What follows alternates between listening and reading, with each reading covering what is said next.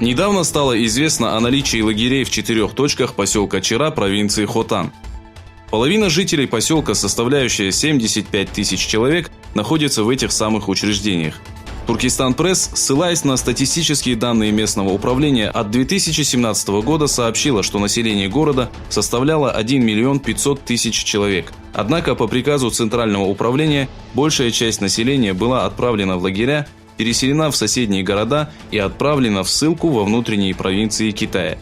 Общая площадь всех лагерей составляет 200 гектаров, из которых 2 лагеря расположены в 4 километрах от поселка Чира. Предполагается, что в каждом из лагерей содержится по 1600 человек.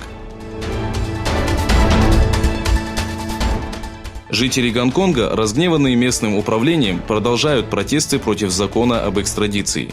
Протестующие поддержали народ Восточного Туркестана, оставив на стенах городского суда следующие надписи: «Китай обязательно ответит за содеянное против уйгуров и народа Восточного Туркестана».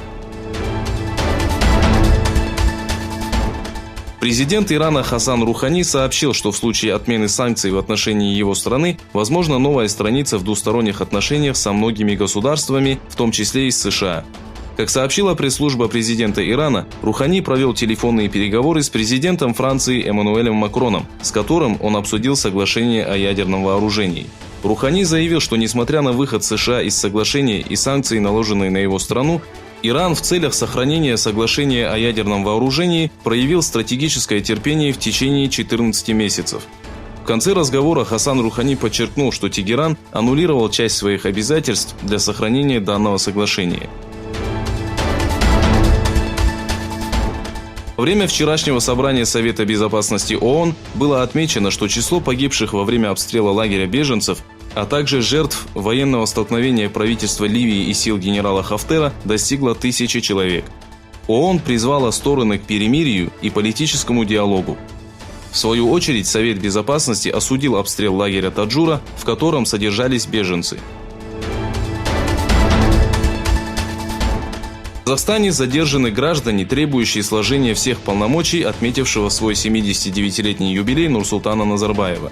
Приступивший к управлению страной в 1989 году, Назарбаев объявил об отставке в начале марта и передал управление Касым-Жомарту Токаеву.